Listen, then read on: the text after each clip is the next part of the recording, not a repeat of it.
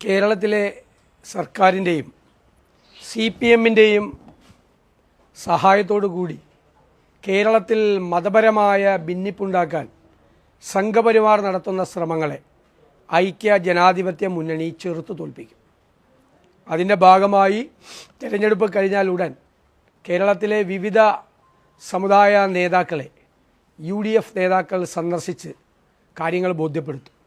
ഒരു കാരണവശാലും കേരളത്തിൽ മതപരമായ ഒരു ഭിന്നിപ്പ്, ജനങ്ങൾ തമ്മിലുള്ളൊരു ഭിന്നിപ്പ് ഉണ്ടാകാനുള്ള ഒരു ശ്രമത്തെയും ഞങ്ങൾ വെച്ചു പൊറിപ്പിക്കില്ല. അതിനെതിരായിട്ടുള്ള പ്രതിരോധത്തിൻ്റെ മതിൽ തന്നെ കേരളത്തിൽ ഐക്യ ജനാധിപത്യ മുന്നണി തീർക്കും.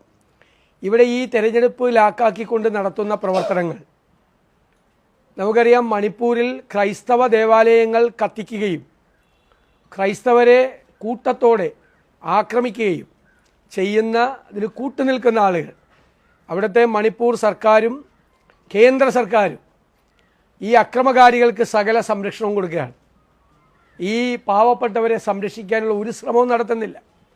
അവരുടെ വക്താക്കളാണ് ഇവിടെ ക്രൈസ്തവ ഭവനങ്ങളിൽ പോയി ആട്ടിൻ തോലിട്ട ചെന്നായികളെ പോലെ വലിയ തോതിലുള്ള മതപരമായ ഭിന്നിപ്പുണ്ടാക്കാൻ വേണ്ടി ശ്രമിക്കുന്നത് എന്ന് കേരളത്തിലെ ക്രൈസ്തവ സമൂഹം തിരിച്ചറിയും.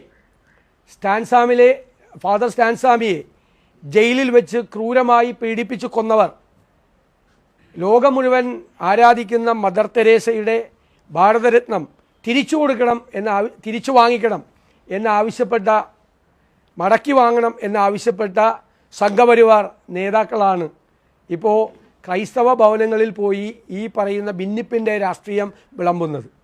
ഈ വിഷയം അവ്യക്തമായി നീട്ടിക്കൊണ്ടുപോകാൻ സർക്കാർ ശ്രമിക്കുന്നതിലൂടെ സർക്കാരും CPMഉം ഇതിന് മുഴുവൻ പ്രോത്സാഹനവും നൽകുകയാണ്. വെള്ളത്തിന് തീപിടിപ്പിക്കുന്ന ഈ ഭിന്നിപ്പിൻ്റെ രാഷ്ട്രീയം വിളമ്പാൻ ശ്രമിക്കുന്നവർക്കെതിരായി ഒരു കേസ് പോലും എടുക്കാൻ സംസ്ഥാന സർക്കാർ തയ്യാറാകുന്നില്ല.